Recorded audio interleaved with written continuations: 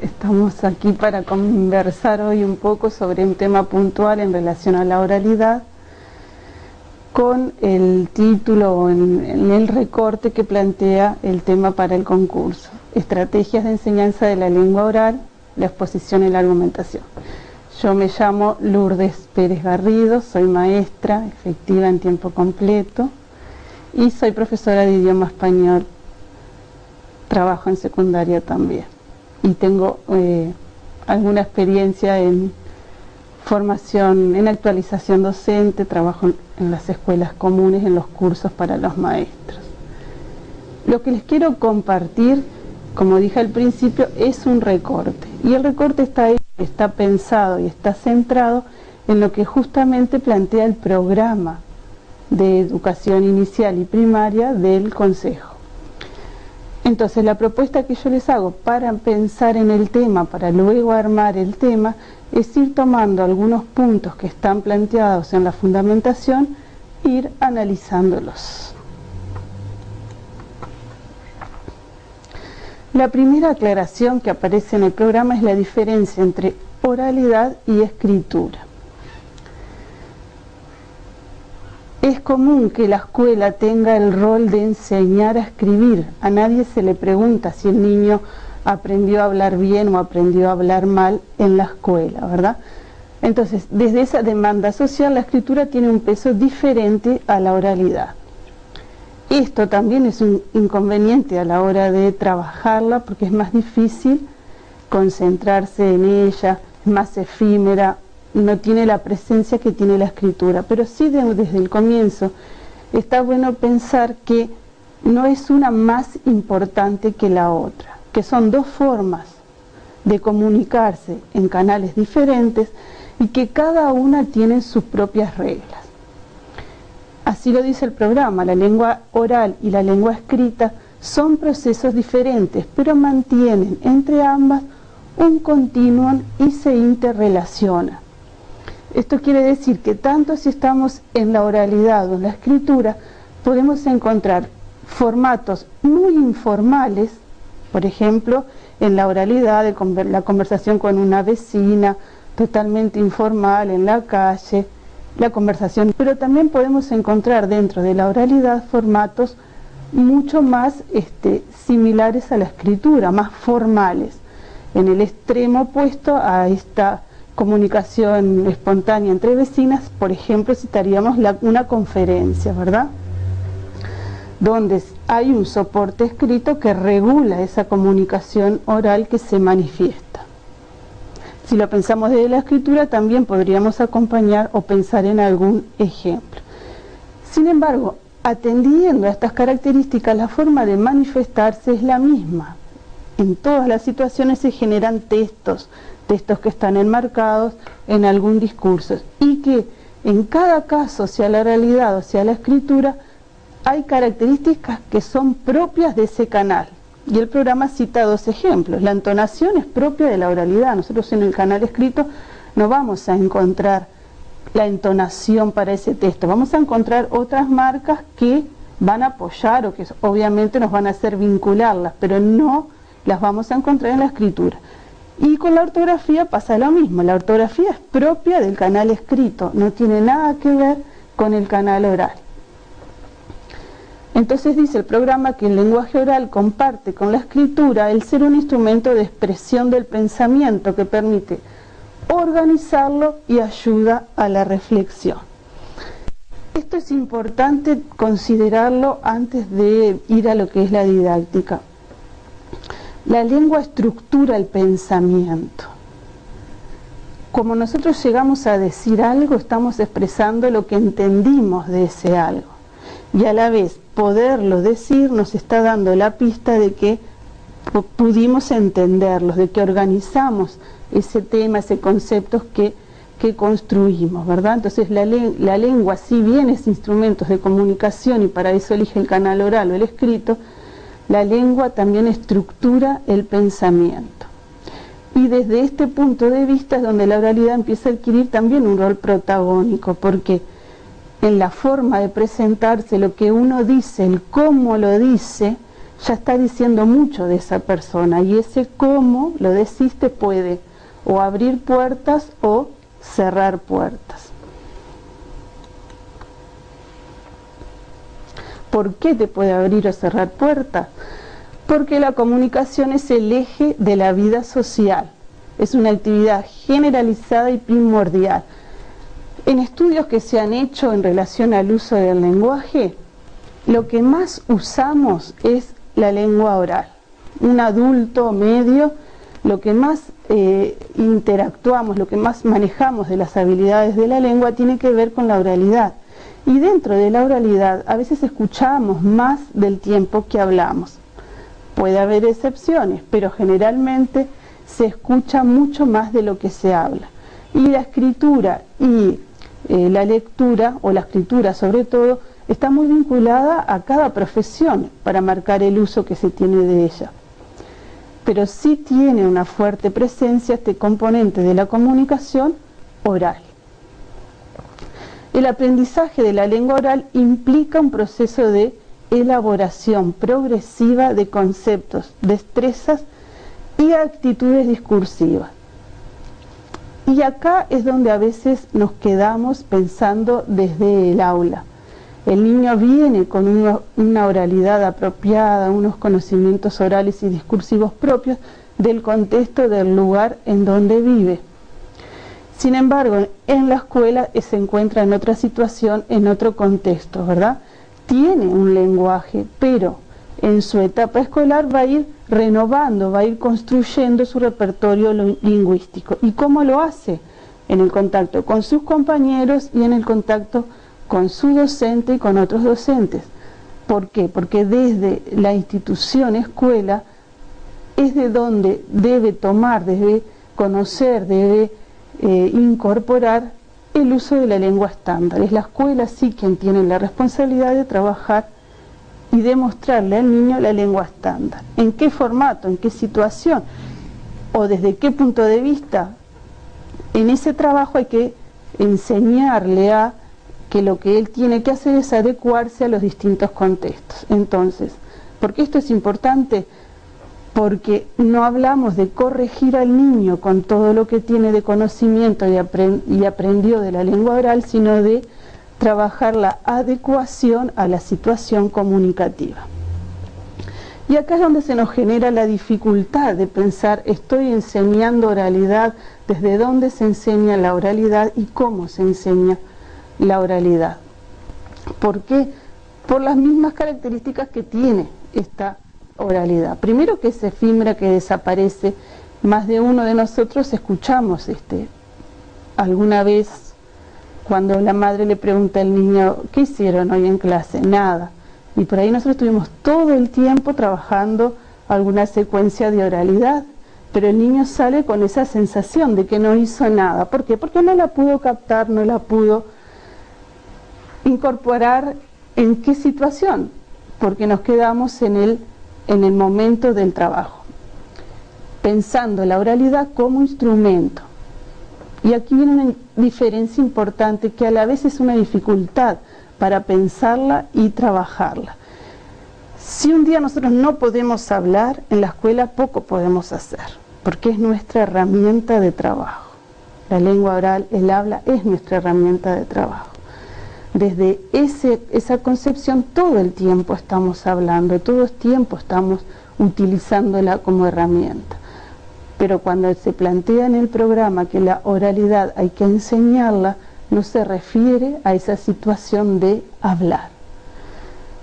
Si pensamos en la parte de las redes, en la fundamentación del programa, que aparecen los contenidos conceptuales, todo lo que allí se plantea desde el discurso, desde la situación de enunciación, desde los textos, desde la organización de los textos, el programa dice que tiene que darse tanto en la lengua oral como en la lengua escrita.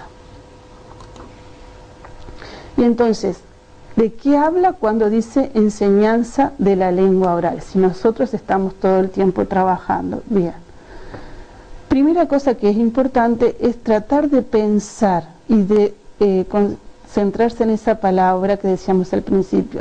Hay un proceso de la lengua oral y hay un proceso de la lengua escrita. En la lengua escrita, como se materializa mejor, lo podemos visualizar mucho más. En la lengua oral, para poder materializarlo o visualizarlo, tenemos que recurrir a los recursos modernos, la filmación, la grabación, otro tipo de recursos que no estamos habituados a usar dentro de las aulas. La forma de capturar la lengua oral y de pensar y de reflexionar sobre ella es la que me va a dar cuenta de cómo se realiza ese proceso de aprendizaje de la lengua del niño. ¿Desde dónde debe trabajar el maestro? Desde el punto de partida, brindando diferentes oportunidades de hablar y de escuchar. No solo quedarnos con que le hable solo el maestro. Tenemos que buscar otros recursos, otras formas, otras situaciones donde él vea que se habla y que se escucha. Por aquí es importante lo que dice Avendaño en su libro El desarrollo de la lengua oral en el aula.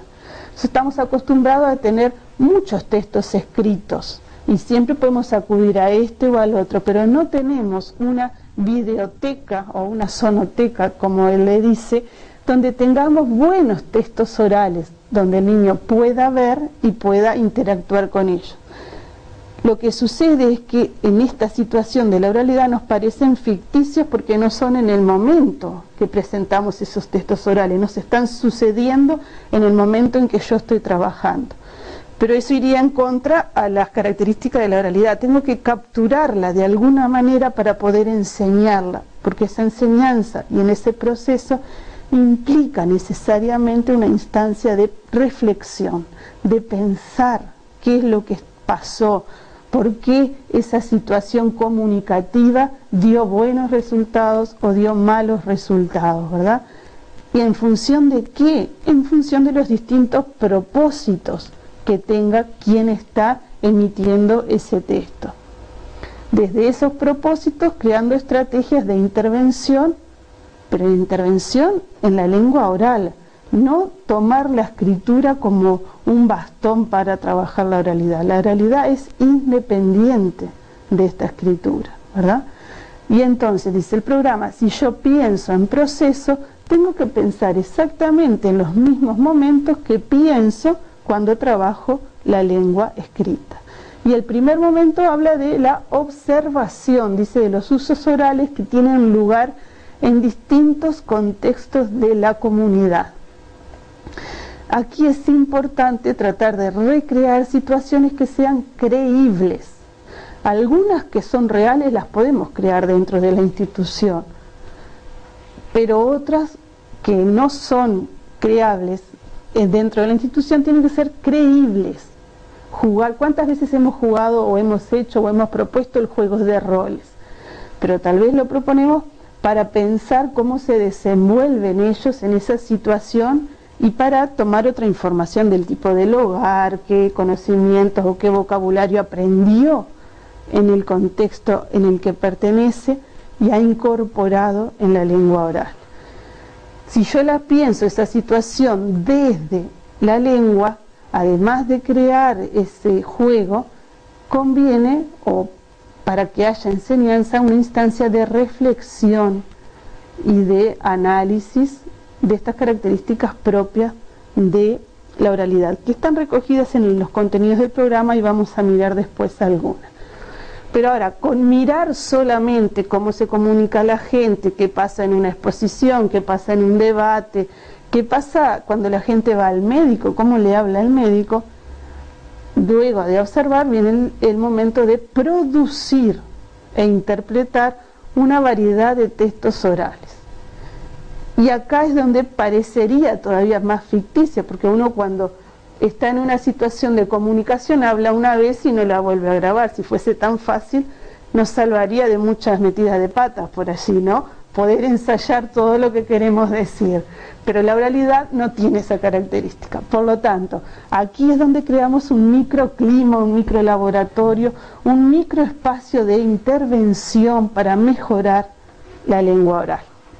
Y en esa producción tengo que poder pensar en decir las cosas escucharme yo, escucharme lo que dicen los demás sobre cómo lo dije, para poder ir mejorando.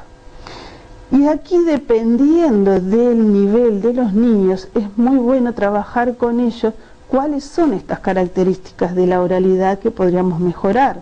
Por ejemplo, si usa muletillas o no, si repite mucho. Vieron que los niños, el bueno o el son palabras que las repiten como apoyo, como sostén para lo que van a decir. Por ejemplo, las miradas, si hay gestos, si hay movimientos, el tono de la voz, cómo se dice algo. En eso, con los alumnos más grandes del ciclo escolar, se puede elaborar como unas pautas para ver cómo va siendo nuestra producción en este trabajo. Para poder elaborar esas pautas, sin duda que dentro de esa producción, y va conjunto en el proceso, la reflexión acerca de estos recursos que ofrece la lengua para alcanzar distintas intenciones comunicativas. Pero no termina ahí el proceso, porque todo esto yo lo tengo que hacer siempre para algo que va a ser un trabajo dentro del aula o algo que va a ser mostrado a la familia, en un acto, en algún lugar. El niño tiene que conocer en este proceso para qué está hablando, para qué es importante que lo haga bien, por qué tiene que hacerlo bien. Entonces, es allí donde cobra y tiene lugar importante nuestro rol, ¿verdad? Una intervención didáctica que esté planificada. No puedo trabajar una vez solo la oralidad y luego dentro de un mes otra vez vuelvo a tocar el tema. Y esto es común que nos pase. ¿Por qué? Porque la oralidad, como les decía hoy, no se evalúa en términos de pasa de año si habla bien o habla mal, ¿verdad? Entonces, no es algo que nos apremie. Tenemos otras cuestiones que nos están apremiando y a veces queda un poquito relegada. Y pasó una semana donde yo no planifiqué ninguna actividad especial ni sistematicé ningún aspecto que trabajé en cuanto a la oralidad. Por eso es importante tener esa intervención didáctica planificada, secuenciada y que promueva aprendizajes del código y cada vez más elaborados. Esto quiere decir en distintas situaciones, pasando de las distintas adecuaciones que debe darse en la situación y también llegaba a los grados más formales. Por ejemplo, uno de los temas es la exposición, ¿verdad? Que requiere mayor formalidad que otro tipo de comunicación, aproximándose a la lengua estándar. Y en este proceso lo fundamental es poder adquirir vocabulario, porque si no tiene vocabulario no va a saber cómo decir las cosas. Hay un esquema que Marta Marín plantea en la revista Quehacer Educativo, número 87. En la 87 y en algunas anteriores también, porque lo vuelve a replantear allí. Y ella lo plantea desde la escritura, pero me resulta muy rico pensarlo también desde la oralidad. Nosotros recibimos un niño, ¿no?, que viene con un cierto uso de ese lenguaje, un uso que aprendió en la situación de comunicación, un uso que adquirió porque le servía, porque a través de esa comunicación buscaba algo y aprende estrategias, recursos, formas para lograr lo que él quiere. Eso tiene que ser siempre nuestro punto de partida y una ventaja para nosotros. ¿Por qué es una ventaja? Porque a veces con la escritura nos pasa que tenemos que convencerlo de que sirve, porque en determinados contextos la escritura no tiene el valor para la familia que nosotros obviamente le damos. Ese uso es un punto de partida, claro, muchas veces es insuficiente para lo que pretendemos en este trabajo. ¿Qué quiero yo lograr? Bueno, que termine el año de trabajo, que termine la escolaridad con un uso mejorado. Y entonces así ya estoy mirando no solo al grupo, sino al niño comparándolo consigo mismo. Entró en el grado, tiene que avanzar, tiene que salir con un uso mejorado de esa lengua oral. En el medio o allí es fundamental nuestra intervención docente. Y tiene dos puntas esta intervención. Por un lado está lo que tiene que ver con las actividades significativas. Actividades que les resulten significativas. Y aquí podemos hablar de dos trabajos de la oralidad. Uno es la oralidad que yo no planifico y otra es la oralidad que sí planifico. La que no planifico es esa que yo les decía al principio, cuando estoy usando la lengua como instrumento. Salió un tema puntual, alguien lo manifiesta, comenzamos a hablar, sucedió un hecho en el barrio, nació un hermanito, pasó algo en la tele, ¿verdad? Y conversamos sobre este aspecto. Un problema en la escuela, una asamblea, un hecho puntual. No está planificado, pero le damos espacio a esa situación. En esta situación, como docente, yo percibo dónde están las ventajas del grupo y dónde están las carencias. Y desde esta constatación es de donde empiezo a pensar actividades significativas, planificadas y con una intención, que van a apuntar a un fin, ya sea una exposición que narre un cuento, a un debate, a una obra de teatro. Ese nuevo objetivo y esa forma de plantear lo que quiero hacer es la que me va a indicar el proceso que voy a seguir. Pero solamente pensando en eso no estaría completo la consideración del proceso. Tengo que tener instancias donde haya una sistematización de ese trabajo. ¿Qué quiere decir sistematizar? Hablar de la lengua, no hablar de lo que estoy haciendo, de qué lindo el tema que elegiste, o qué buena la obra de teatro, cómo está saliendo, cómo trabajan, cómo se entusiasman. No, hablar de los recursos que tiene la lengua, que favorecen, que van a hacer que nuestro producto final o que nuestro trabajo sea cada vez mejor y que realmente haya un avance entre ese uso primero y el uso mejorado. Entonces, ¿qué aspectos va a tocar? Yo lo puse tal cual lo puso Marta Marín, porque se relacionaba con la escritura, pero hay aspectos que tienen que ver con la oralidad. Las convenciones discursivas, ¿verdad? Las convenciones de cómo se elabora ese discurso, qué característica tiene ese discurso que seleccionamos para trabajar. La gramática textual, que tiene que ver con la construcción del texto, que en la oralidad prima la construcción dialógica. Siempre estoy construyendo mi texto con otro, y si no está el otro presente, cuando yo lo construyo siempre lo estoy construyendo para el otro. Por lo tanto, voy a seleccionar el tipo de texto que voy a usar de acuerdo a mi interés, voy a seleccionar el vocabulario en función de ese tipo de texto y en función de quién va a ser mi destinatario. La gramática oracional no tendría tanto el peso, pero sin duda que está incluida en lo que es en el armado del texto. Y las convenciones ortográficas las cambiaríamos por lo específico de la oralidad, que tiene que ver con los recursos paralingüísticos, aquellos recursos que no tienen que ver con la escritura, ¿no? Los recursos que son propios del canal oral. Como decíamos hoy, la entonación, las miradas, los gestos, los desplazamientos, el uso de las muletillas. ¿En dónde enmarco esto? En la reflexión metalingüística. Yo creo que podríamos decir con certeza, planifiqué realidad cuando yo constato que luego de ese trabajo oral hay una instancia de metarreflexión, una instancia de reflexión donde se habla de la lengua, no de lo que estamos haciendo en sí, en el contenido, sino de cómo mejoramos nuestra postura, nuestra posición, sobre todo nuestra comunicación en ese trabajo. Entonces, ¿cómo encontramos desglosado o manifestado esto en el programa durante toda la escolaridad? Yo hice un recorte y aparece solo lo que tiene que ver con el texto explicativo y el argumentativo, porque es lo que pedía el tema, ¿verdad? La explicación y la argumentación.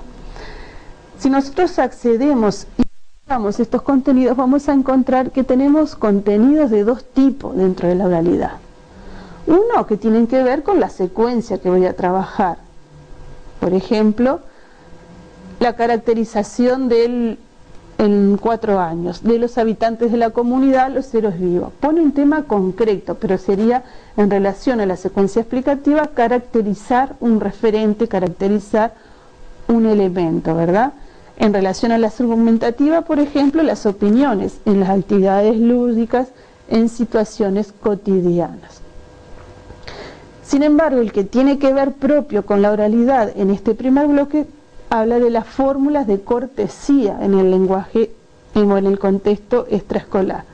¿Por qué digo eso? Porque, supónganse, los nexos que expresan relación causa-efecto yo lo puedo trabajar para la escritura o para la oralidad.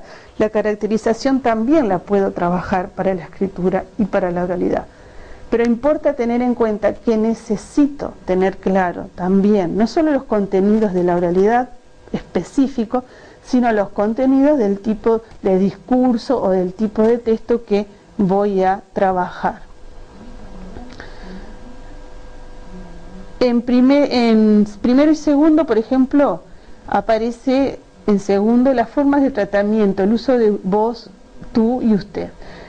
Y está claro que aquí también yo puedo establecer y reflexionar esas diferencias entre cuáles elijo a veces cuando estoy escribiendo y cuáles elijo cuando estoy hablando, ¿no? Pero empieza a aparecer acá la conversación mediatizada, el teléfono, el contestador automático, el micrófono. Ahí nos estamos aproximando más a contenidos que tienen que ver con la oralidad. Porque si vamos a hacer una exposición y queremos incluir o en esa muestra final alguna de estas herramientas, debe conocerlas, debe usarlas, debe manejarlas durante ese proceso. Y en primero, me parece que está muy bien dicho allí, los elementos paralingüísticos, la intensidad y la velocidad. Vieron que es una característica de primero, el niño en su forma de contar o de terminar de una vez o de llegar a ese final, se apura y muchas veces no le entendemos. Bueno, los contenidos responden en realidad a dificultades generales que encontramos en esa etapa. Ya en tercero, donde ya venimos manejando esas características de la oralidad, en realidad se nos plantean como contenidos los que tienen que ver propiamente con el tema en cuestión. En tercero, en la explicación dice jerarquizar, ejemplificar. Y en cuarto, exposición de temas de estudio. Y esta va directamente a lo que nosotros tenemos que pensar y organizar. Y en cuarto, en textos que argumentan, el debate a través de la exposición de opiniones, argumentos y contraargumentos. Entonces nuestro tema, la exposición oral y el debate, tienen un punto en contacto, porque en los dos casos estamos presentando un tema para que el otro conozca. En algunos casos tal vez sin lugar a la discusión, en el otro aspecto, en el debate, estamos generando una discusión o una presentación de opiniones. Por lo tanto, si bien la perspectiva es la misma, el conocer el tipo de texto y las características que el texto tiene también va a orientar los contenidos o los aspectos que yo voy a trabajar desde la oralidad. Y en sexto aparecen otra vez el uso de elementos paralingüísticos en la disertación, la dicción, el tono de voz y las pausas. Ahora, tengamos en cuenta que en el programa puedo tomar igual, aún estando en primero, este contenido, si en mi clase o en esas instancias no planificadas yo detecto que en mi clase hay problemas de dicción o no usan bien las pausas, ¿verdad? Aquí aparecen en sexto, porque para darle mayor grado de formalidad a lo que es la exposición oral. ¿Y qué decimos cuando hablamos de exposición? Muy bien, exponer es hablar sobre un tema. ¿Qué tengo que mirar y qué tengo que tener en cuenta? Dos aspectos. Por un lado, el conocimiento del tema. Si no conozco del tema, no puedo hablar. Decíamos hoy que la lengua estructura el pensamiento y que la forma en que yo plantee ese tema va a dar cuenta de qué entendí de ese tema. Pero por otro lado, debo considerar en una planificación de una secuencia y de trabajo de la lengua oral, cómo decirlo, qué recursos voy a estudiar en la lengua oral. A veces es común pensar que cuando nos preguntan ¿qué trabajas de oralidad? Sí, yo hago a los chiquilines que expongan distintos temas. Y ahí podríamos pensar, cuando nosotros preparamos exposiciones, ¿dónde nos concentramos? ¿En el tema que tiene que presentar? ¿O también consideramos el cómo va a decir ese tema? Porque muchas veces hemos visto niños que hacen carteleras preciosas, pero la ponen en el pizarrón y no las tocan ni una vez, ni señalan nada de lo que están diciendo, no encuentran nada allí en la cartelera. Por lo tanto, si estoy pensando en la exposición, debo considerar los dos aspectos.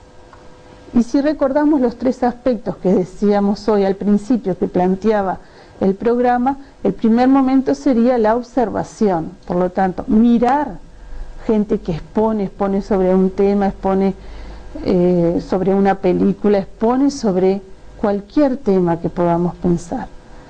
Luego de observar bastante esas situaciones, producir ese tema. Y en esa exposición, en esa observación, es donde entra también la observación del niño de los diferentes recursos que plantea. Entonces, este proceso de producción requiere que para que elabore el tema, primero consulte diversas fuentes y se ponga en la situación de comunicación. ¿Para quién vamos a presentar ese tema? ¿Va a ser para los compañeros de clase? ¿Va a ser para otra clase? ¿Va a ser en un acto? ¿Va a ser para los padres?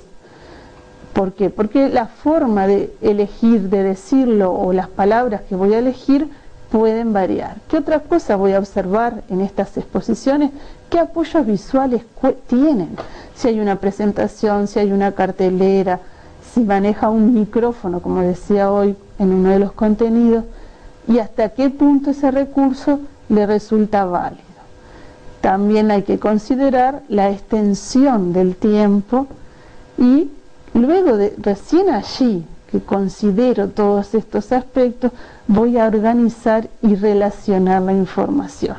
Y no al revés, no parto del resumen, no hago primero el resumen y después lo memorizo o veo lo que digo, no, porque el resumen lo puedo hacer para mí, pero debo reorganizar esa información pensando a quién se lo voy a decir, en qué momento, cómo.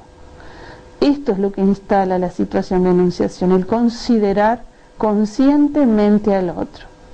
Por ahí lo hacemos, cada uno lo hace, pero el niño solo, si no se lo decimos, si no lo sistematizamos, si no creamos esa instancia de reflexión, no lo puede organizar o construir solo. Y entonces ahí sí, vuelvo otra vez a las estrategias propias de la explicación. Definir, reformular, ejemplificar, usar analogías, ofrecer ilustraciones.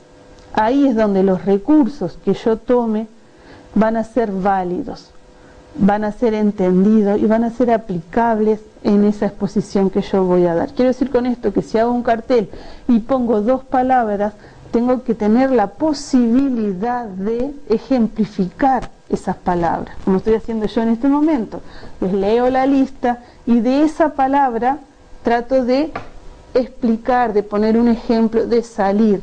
Que esas ilustraciones, por ejemplo, no sean solamente eso, una ilustración de la que ni señalo nada, o si señalo, ¿cuántas veces hemos escuchado? Aquí está, como dice acá, que dicen los niños señalando ese material. Y aquí es donde juega un rol importante la lengua escrita. ¿Por qué? Porque la tengo que separar, no porque tenga que estar, sino porque la tengo que separar. Porque el niño en su inseguridad se apoya mucho en lo que es la lengua escrita y repite. Si arma un texto, si tiene un texto muy armadito, lo va a memorizar y lo va a repetir. Entonces la lengua escrita acá está en función de la lengua oral. Tiene que poder reformular, de poder definir a partir de una palabra que considere importante. Y fíjense qué importante es, que tampoco lo hacemos mucho, resumir de esas exposiciones que estamos estudiando. Cuando nosotros los mandamos a estudiar, no sé, voy a decir pocas veces, pero creo que nunca, le mandamos de tal video, escuchen el tema y hagan un resumen. Generalmente nos apoyamos en los textos escritos. Sin embargo, sobre cualquier tema podemos encontrar exposiciones muy interesantes Claro que al escuchar esa exposición, él va a estar con lápiz y papel, pero es la primera etapa del proceso, donde va a tomar insumos del tema y donde va a tomar insumos de la oralidad. ¿Por qué? Porque él, como buen usuario de la lengua oral, sabe perfectamente cuando algo le gustó y cuando algo lo aburrió. Si estoy en un canal oral y mi soporte se basa en la escritura, es muy probable que mi auditorio se canse y aunque esté ahí sentado, no me escuche más. Si estoy en un canal escrito y uso muchos modismos o formas de la oralidad, también puede suceder que el lector se canse y abandone. ¿Qué nos da esta diferencia? ¿Qué nos da el que conseguir que mi destinatario permanezca en el canal en el que estoy?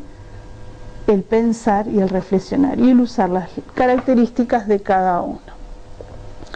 Entonces, cuando trabajamos, recordemos el esquema de Marca Marín, aspectos de la reflexión metalingüística, obviamente que van a estar presentes los dos aspectos, en relación al tema y en relación a los recursos de la oralidad. Las ideas, si pudieron captar las ideas del tema y si pudieron aprovecharse de los recursos que estaban allí.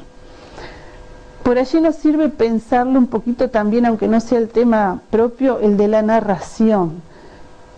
Cuando los niños aprenden cuentos para narrar a otros, es importante que le guste el cuento. A veces en el tema no nos planteamos si le gusta o no le gusta. Por ahí es una variable a considerar, porque entre la variedad de temas que trabajamos es muy probable que a alguno le guste más que a otro.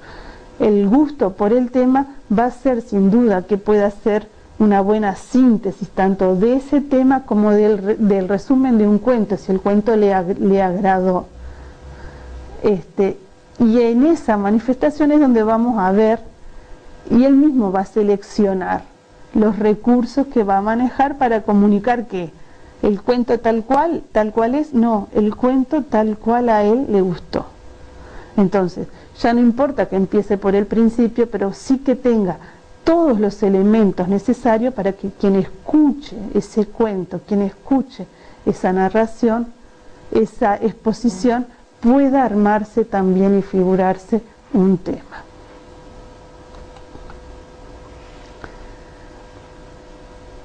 Y esto está muy emparentado, aunque parezcan temas separados, en relación a la argumentación.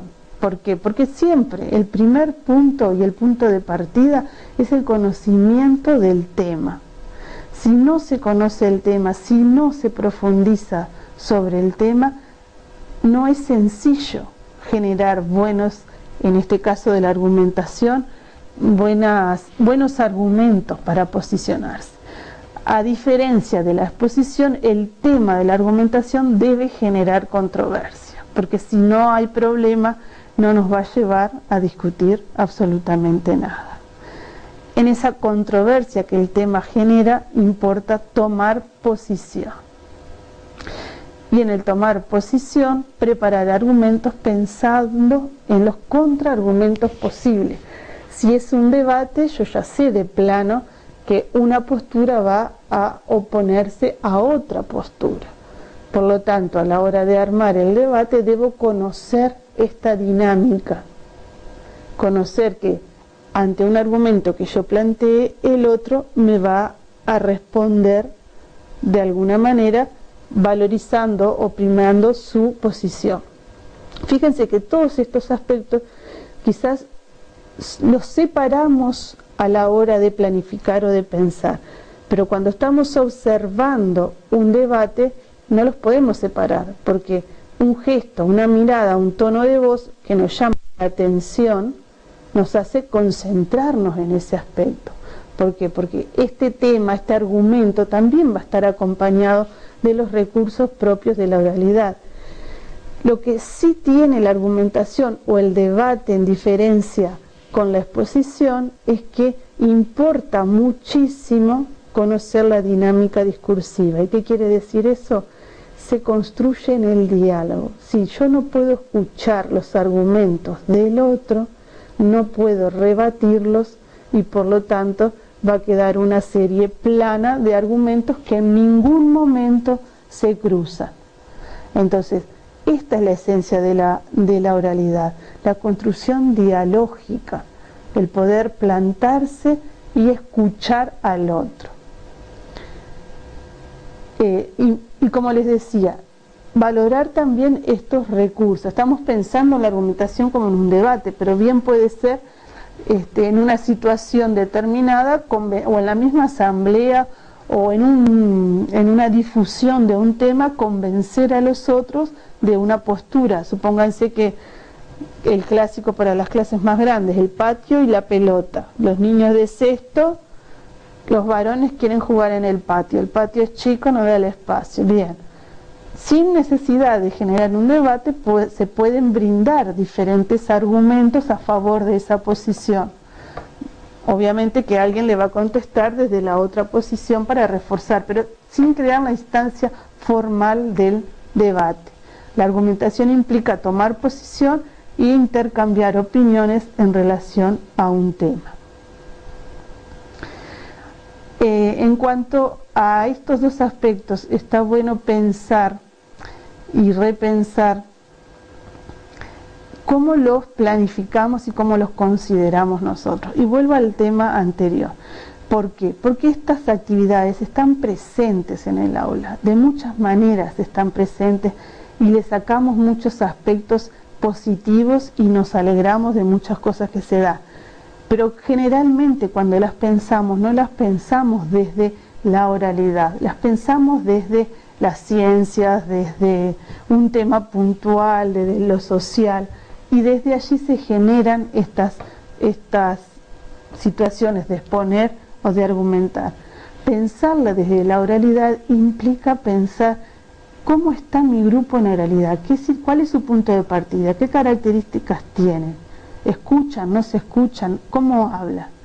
Entonces, desde allí es donde cambia la perspectiva, no de las cosas que estamos haciendo en sí, sino desde el mirar, el poder separar en estos aspectos y en todo lo que trabaje oralidad, lo que es el tema y lo que es la construcción. ¿Por qué digo separar? Porque en lo cotidiano van juntos, es imposible separar, es imposible manejar solo los recursos propios de la lengua oral y no comunicar nada más que eso. En estos aspectos, vuelvo a citar a Avendaño porque es un libro que se los recomiendo, el desarrollo de la lengua oral en el aula, estrategias para enseñar a escuchar y hablar, sobre todo los capítulos 4, 5 y 6, nos hace un planteo muy claro y es cómo podemos nosotros planificar y generar estas situaciones de oralidad desde nuestro rol docente. ¿Por qué digo desde nuestro rol docente? Porque en relación a los niños hay una relación de jerarquía, ¿verdad? Y eso puede limitar o puede favorecer. Pero lo que sucede en las clases, dice Avendaño, es que quien tiene el uso de la palabra generalmente es el docente. Y el docente da la palabra a sus alumnos. Y es muy difícil generar situaciones donde ellos hablen sin que el docente esté como en el centro. Porque hasta en una exposición oral el niño plantea el tema, lo prepara y se lo dice a quién. Al maestro, al docente, porque ese es su destinatario, él es el que le va a calificar o el que le va a dar el visto bueno o malo. Pero en esa situación de exponer, no va a ser, tenemos que pensar que no sea solo para el docente, tienen que recuperar ellos la palabra. El Avendaño lo dice, el maestro se tiene que callar un poco y dejar que hable el niño, que hable el niño. ¿Por qué? Porque si no habla, no usa esa lengua oral, no puede generar reflexión en las distintas situaciones, ni en los distintos propósitos. Entonces, en cuanto al material de Avendaño, está bueno pensar y reflexionar, primero uno, después ir trabajando con los niños, las diferencias entre la lengua oral y la lengua escrita. Conocer el código nos va a ayudar a poder encontrar estrategias para trabajarlo mejor. Una vez que los conozco, pensar que los dos establecen procesos. Si bien cada proceso es diferente, pero es diferente porque es el código diferente, tengo que hablar de proceso en los dos, no solo en la escritura, sino también pensar la oralidad como un proceso. Esto genera más dificultad en nuestra cabeza. ¿Por qué? Y en la del niño también, obviamente, porque no la podemos aprender, no la podemos capturar. La oralidad es efímera, desaparece. Tenemos recursos para capturarla, pero tampoco vamos a estar todo el tiempo atrás de nuestros alumnos grabando lo que hacen, lo que dicen. Por lo tanto, ¿cuándo va a ser pertinente grabar? Si no planifico, no lo sé. Necesito que para que entren esos recursos, para pensar en una situación sistemática de intervención docente, poder pensar en qué momentos y qué cosas voy a grabar. ¿Para qué? Para poder analizar, para poder producir, para poder intervenir y para poder mejorar. En ese sentido, en la revista Lectura y Vida, María Elena Rodríguez también tiene un artículo que se llama Hablar en la escuela, ¿para qué y cómo? Cambiar, redireccionar nuestras intenciones, planteándonos claramente nuestro objetivo. Si bien el programa nos da el contenido, para poder pensar la secuencia tengo que pensar para qué y cómo voy a trabajar en la oralidad. Me parece a mí que si nosotros leemos de nuevo todo lo que tiene que ver con la fundamentación que plantea el programa desde la pragmática, desde el enfoque discursivo, un buen ejercicio es todo lo que hemos leído y todo lo que hemos avanzado en relación al proceso para la escritura, pensar que también tiene que ver con lo que cuando hablamos de proceso en oralidad. Y sobre todo analizar la red del programa donde se ve claramente los diferentes niveles por donde puedo intervenir. Si aún así todavía tengo dificultades para encontrar esos contenidos que voy a trabajar en la clase, está bueno que yo me centre entonces en la situación comunicativa y sobre todo que piense que a través de la lengua oral se comunica con alguien y por algo.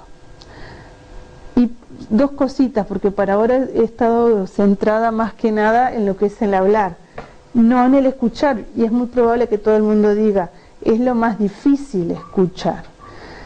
Bueno, en el escuchar, si yo planifico el hablar, voy a trabajar indefectiblemente el escuchar, porque si hay una exposición, porque si ellos toman otro rol, ¿sí? Como docentes, nuestro rol toma otro lugar y son ellos quienes tienen que mirar cómo lo hace el compañero, cómo lo hace la compañera, qué usó, qué dejó, si usó muletilla o no, inevitablemente lo lleva a mejorar su situación de escucha, ¿verdad? Pero aún en esa situación de escucha y en la clase, yo tengo que tener en claro que ninguno de nosotros escucha siempre de la misma manera. En algunas situaciones tenemos una escucha periférica, que no nos interesa, y en otras sí una escucha atenta. ¿Qué es lo que va a manejar la selección que yo haga de esto? El tema, obviamente, y la cuestión. Y aún así alguno me puede decir, pero ellos no se escuchan, hablan todo el tiempo. Sin embargo, también tenemos que tener en cuenta que a veces en esa situación que nos parece que no escuchan, cuando uno pregunta, te responden perfectamente lo que entendieron, ¿verdad? O a veces no lo dicen y tendríamos que ver otras cuestiones. A ver, ¿qué quiero decir con esto? Que no podemos pensar que el hablar y el escuchar son inamovibles. Si uno habla, otro escucha. No forma parte de nuestra cultura. Sí tenemos que entender que para poder establecer una comunicación con el otro, necesitamos los dos de cambiar nuestro rol. A veces yo hablo y a veces yo escucho. Y creo que desde este lugar es donde Avendaño dice que tenemos que darle la posibilidad de que él maneje esta situación de comunicación, hablar menos nosotros para que el niño hable más. ¿Por qué? Porque la lengua es poder, ¿verdad? Y según cómo decimos algo, cómo manifestamos algo, también vamos a lograr y esto lo sabe el niño desde sus inicios con la lengua oral. Ahí aún antes, si tiene hambre y llora, ya sabe que según el llanto va a conseguir la mema, la teta, la leche, lo que sea. Según su actitud es lo que va a conseguir. Y el uso de los recursos de la oralidad les va a abrir en el futuro muchas puertas o cerrar muchas puertas. ¿Por qué? Porque la oralidad es una carta de presentación.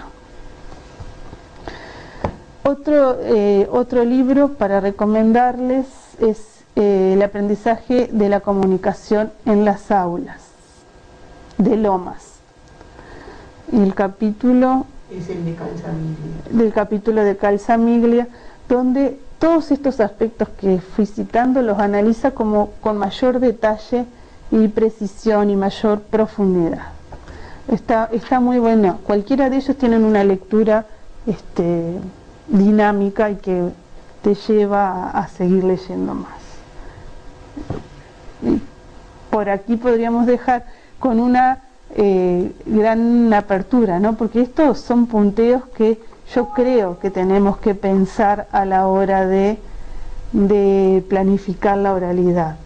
No está todo resuelto, no está todo dicho, pero el gran desafío es empezar a pensarla como proceso y desde allí la intervención del docente.